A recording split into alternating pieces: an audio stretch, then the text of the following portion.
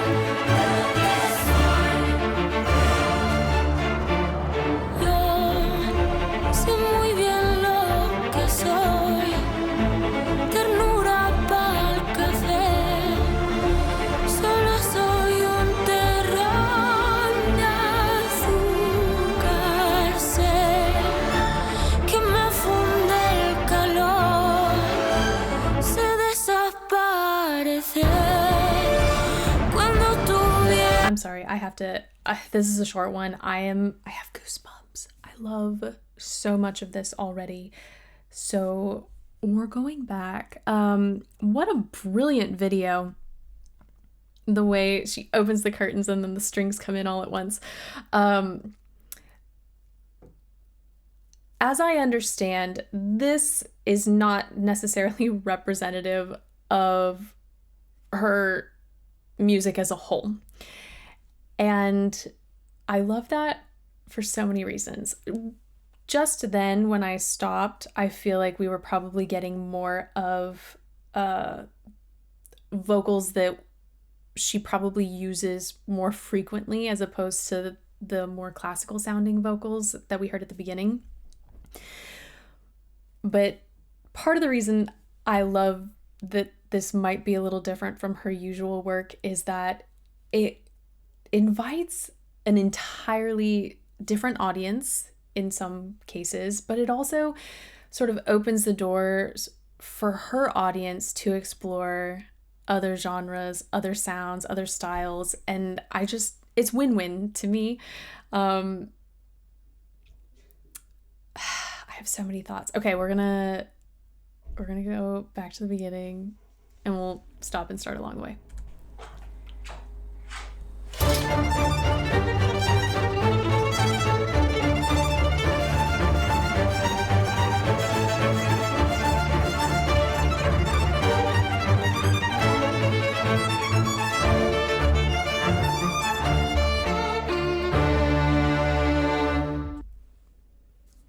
It's already so thrilling and almost cinematic, and I'm saying that even if I had had my eyes closed and I wasn't witnessing the video that they created to go alongside this piece. It's just so exciting musically, and I know orchestral music, symphonic works, like it's not everyone's cup of tea, but there are elements that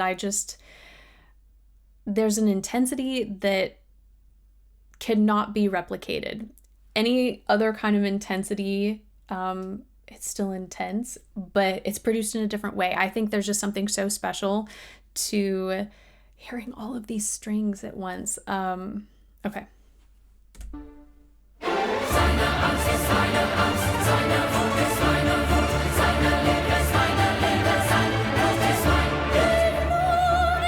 Okay. And we get this gorgeous choral singing as well, which is so exciting. If you are not familiar with a lot of choral work, well, let me play this again. I want you to listen to, I understand every word they're singing, which is very exciting because sometimes you don't get that kind of precision from a large group of people. Obviously, they're professionals. Obviously, there was intention behind the way they produced this entire song. So I get that it was maybe inevitable, but still, I feel like we need to give credit where it's due when you hear that kind of clarity in diction from any choral group.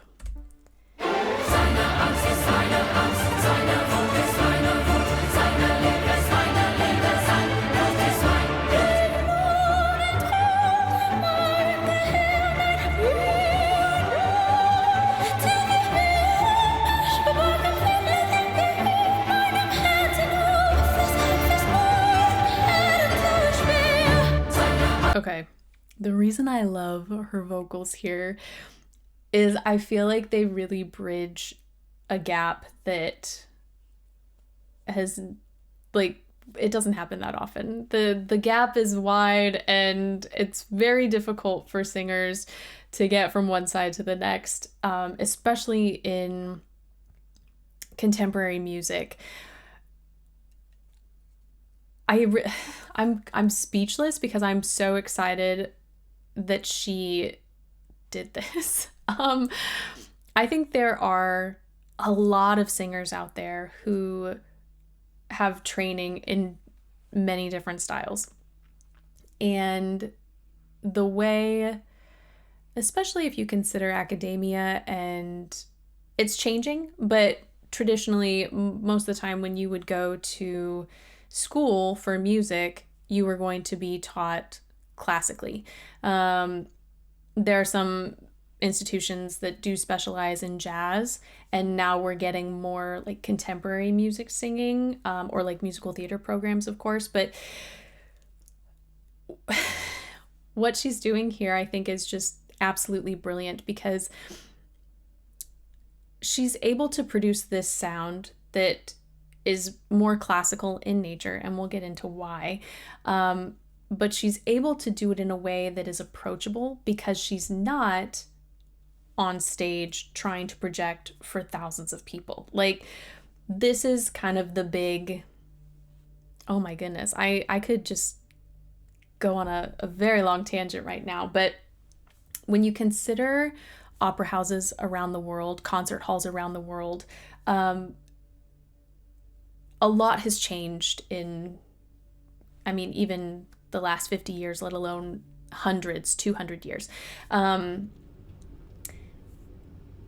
A lot of singers are required to make a lot more sound now in order to reach the back of the hall. And yes, we have, singers formant, resonance. We have a lot of tools at our disposal to make these sounds with ease, but at the end of the day, there is a lot of vocal fold closure and a lot of air pressure.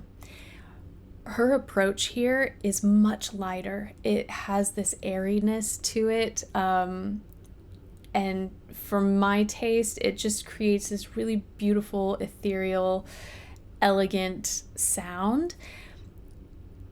And I think, like I said, it's more approachable,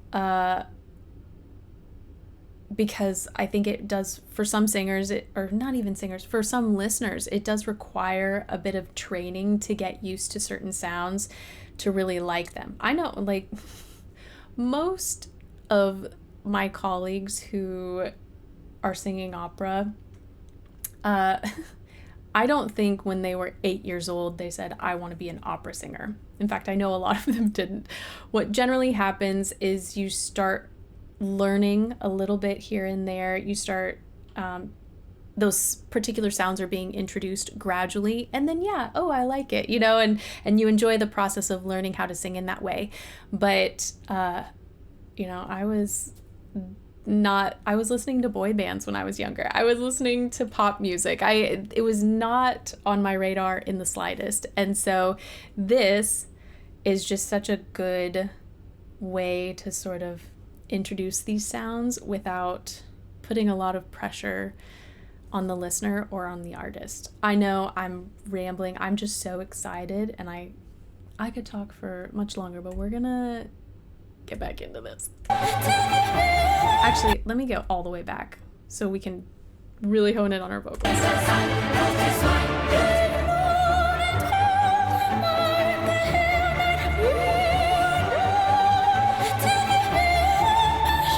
I think something that I'm hearing, there's more nasality in her sound than we typically hear from classical singers. That's such a broad and vague term all at the same time, so I don't like using it. But I think what's happening is she's keeping her soft. There are moments where I think there's some lift in her soft palate, but it might be in a slightly more neutral position, similar to what she uses in more of that chest dominant mix sound.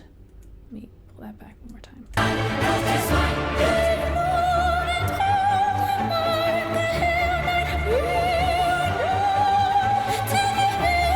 There was almost like just the tiniest little slide. We're also not getting a ton of vibrato, which I also think makes this sound so much more enjoyable for audiences who are not used to hearing excessive amounts of vibrato.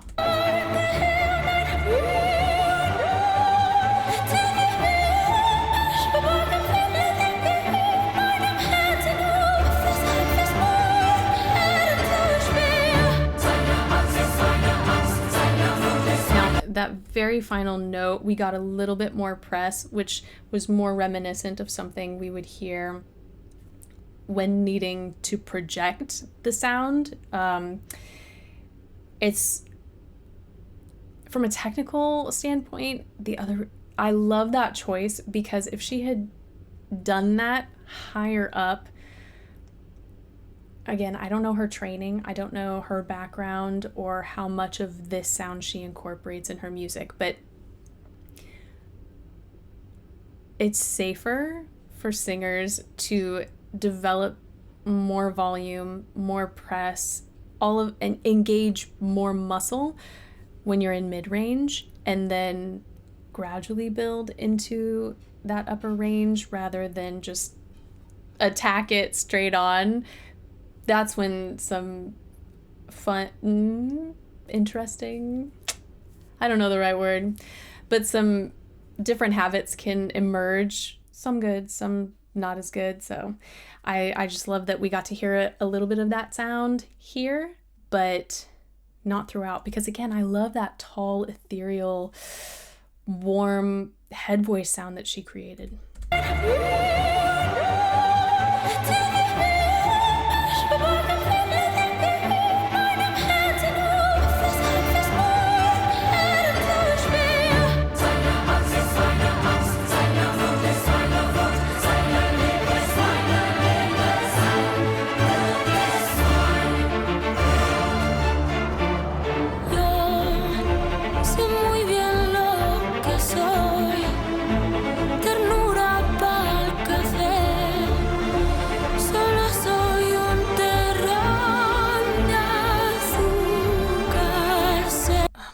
She has such a gorgeous tone.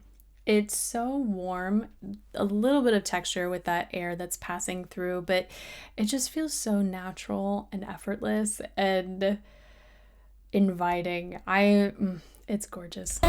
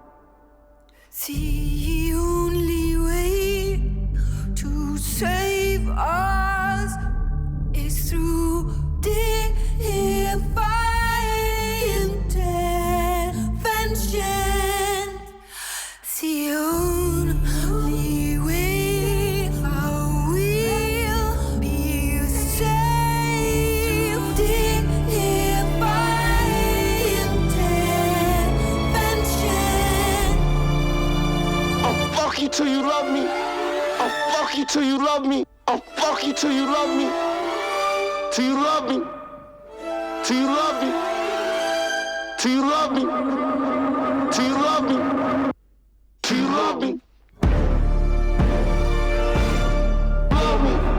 Till you love me. I'll fuck you till you love me. I'll fuck you till you love me. Love me. Love me. Love me. Love me. We're gonna go back briefly.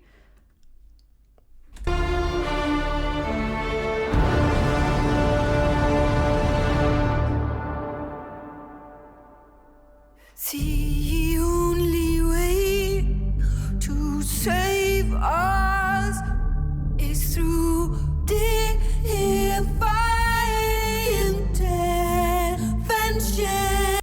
What a great collaboration. Oh my gosh, I feel like it's gonna take me a million watches to fully appreciate and grasp and just get the concept of both the song and the video combined and their intent. I mean, wow. I'm gonna keep going. The only way. Do you know what? No, I lied. I'm not gonna keep going. Having this collaboration with Björk, I think, is brilliant because there are qualities in her voice that are similar. That sort of warm, breathy quality is just, it's so inviting. And given this particular piece, there is an edginess to it. And so I feel like, again, Björk is delivering said edginess with such finesse. We'll be saved by intervention. I'll fuck you till you love me. I'll fuck you till you love me. I'll fuck you till you love me. Till you love me. Till you love me. Till you love me. Till you love me. Till you love me. Love me. Till you love me. I'll fuck you till you love me. I'll fuck you till you love me. Love me. Love me. Love me. Love me. I have so many questions. Again, I realize this is not typical of her music, but what a fascinating piece. Honestly, I wish the first section had been 3 times longer. I loved so much of, oh my gosh, so much of that. Just the inclusion of the strings, the choir, her vocals, and then the sudden switch to something that was more mixy, more chest dominant. I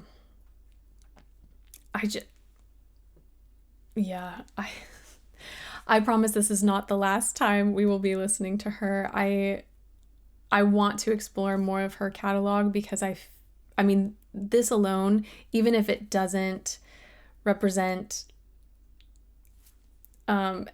any of her typical stylistic choices, it represents her musicianship, her creativity, what she wants to do with music, and it's just inventive. I think that's what got me so excited. It's just something I don't get to hear very often, and I really liked it. So that's it for today. But please, I will be reading the comments. I'm very eager to hear or to read what I should be listening to next.